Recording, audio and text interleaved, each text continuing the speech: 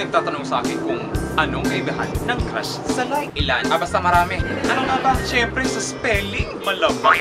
Mahirap kumpara ang crush sa like kasi di naman talaga sila nagkakalayo. Ang crush, yung naakit ka sa panlabas na anyo. Ganda talaga ni crush, no? Ang sexy pa. Ang cute ng smile niya, oh. Like, yung naakit ka sa maganda nitong ugali. Alam mo, ang bait niyan. Di nga marunong magalit. Hindi pa suplada. Gusto ko siya. Ang crush, yung may pagnanasa. Nako! Gusto ko siyang araw-araw makasama.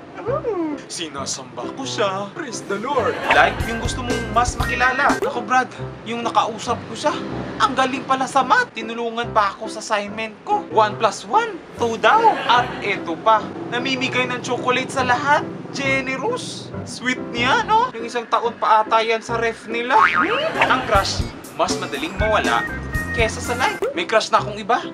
Ang sama-sama ng ugali nung isa. Hindi namamansin. Akala mo kung sino? Madami kaya akong crush. May koleksyon ako. Kala mo? It's been a while nakasakasama ko yan. Walang arte. At ang bait-bait pa. Nag-iisa yan sa mundo, Dre.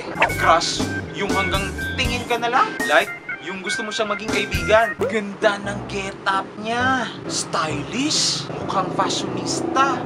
Alam mo, neat yan manamit. Hindi bastusin. Crush? Yung patay na patay ka sa kanya. Gusto kong ma-take home si Crush. Andiyan na si Crush. Brad, pogi na ba? Hindi ba ako mukhang basura? Gusto kong ma-stalk siya sa profile palagi. Everyday. Pinupuntahan ko ang mga lugar na pinupuntahan niya. Hide and seek ang gimmick ko. Like yung gusto mo ang pagkatao niya. Sabi niya, group study daw kami sa bahay nila. Alam mo, nakikipaglaro yan sa barkada. Palabiro. Nagkukwento ng kung ano-ano. Nakakabingi na nga eh. Pero nagiging like ang crush kung mas nakikilala mo siya. Pero meron ding crush-like syndrome. Yung sunggap agad, walang hiya-hiya. Pa-obvious ka neng. Gusto mo agad? Automatic? Crush o like? Like o crush? Para pareho lang yun eh.